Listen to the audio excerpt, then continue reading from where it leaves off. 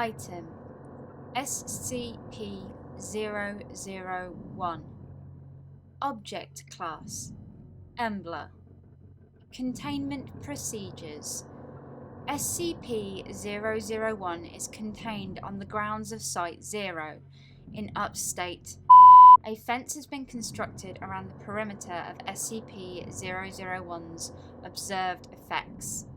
In addition to Site 0's security, no fewer than 5 armed guards are to be present at all times to prevent unauthorized entry. The adjoining physics laboratory will be manned at all hours, studying any anomalies. A small metal plaque bearing an inscription will be maintained in good condition. Any damage is to be immediately reported to maintenance. Description: SCP-001 is a circular gravel path in a wooded area. When travelled in a counter-clockwise direction, the trail is continuously uphill, even after reaching the original point. When travelled in a clockwise direction, the trail shows the same amount of uphill and downhill travel as expected. Level 5 clearance is required to access SCP-001's experiment log. New members of Overseer Council are required to read Document 001-05.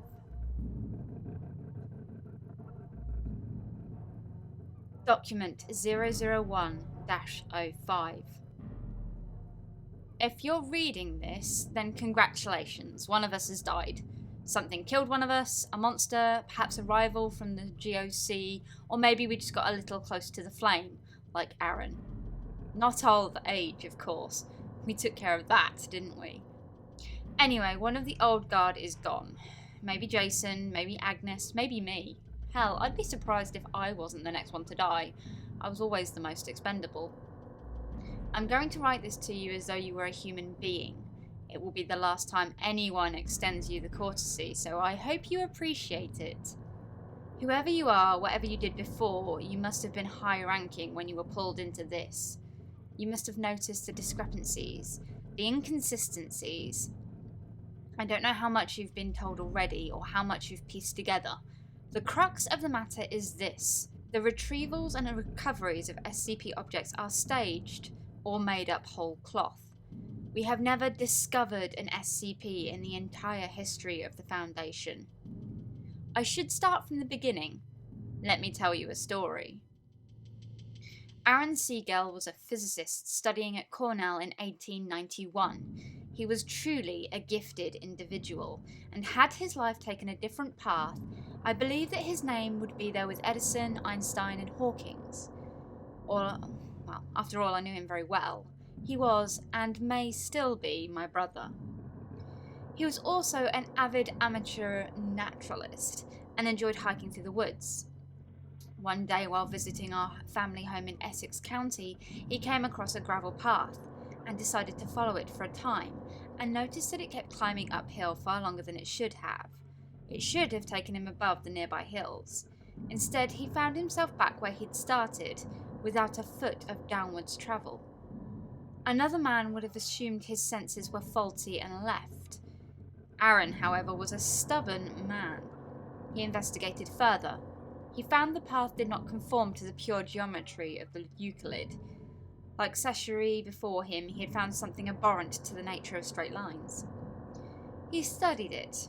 The equations he derived are part of the file you've received. You'll learn them by heart eventually. He built a small shack nearby which served as a makeshift laboratory. His first experiments produced a key capable of opening any lock, now contained as SCP-005. He brought in others.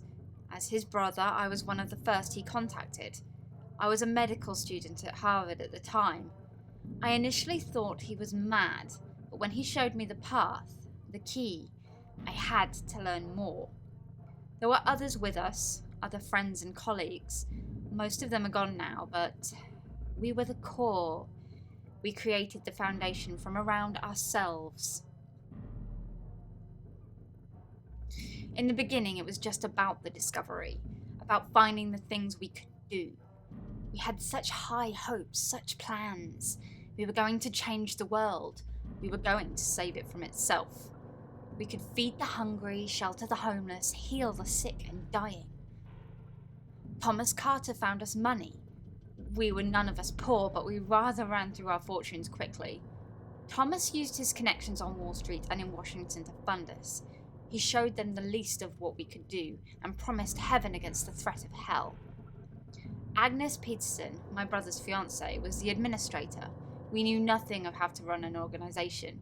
We were a herd of cats running to and fro, and she turned us into a foundation, putting us dreamers and madmen to the same yoke. We soon had a facility built.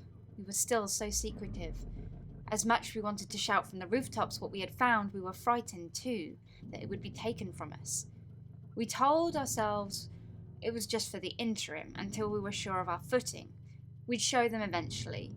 We'd show them all. We were careful at first. We made small, inoffensive, or even helpful items. The Fountain of Youth, the bouncing ball, the Civil War statue. We grew more confident when we started working on humans. The concrete man. He volunteered. Or the man with the abdominal planet. Just a drifter, but we made him something special, didn't we? It was all so easy.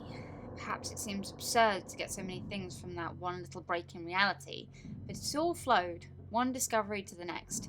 It almost seemed like something was helping us along. And then things started to go a bit wrong. While he was playing with his equations, Aaron accidentally derived the missing number. In my laboratory, I found I'd made the zombie plague, but we were too invested in our project, so we pushed ahead. Then came the pipe nightmare and the stairwell. We knew we'd need more help.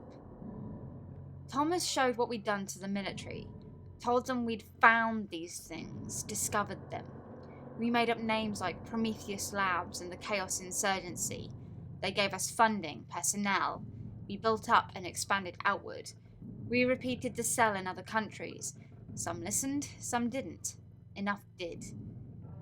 We became an international organisation. We brought in more researchers, though very few of us suspected we were the source of these items that they studied. Sometimes we would arrange for an object to be found by a field team. Sometimes we would simply write the reports. We generated the paperwork, and we were the oversight. If we said a thing, it was. It still is. There were still problems, of course. Jeremy and Thomas took one of our experiments and ran off with it, creating their ridiculous club.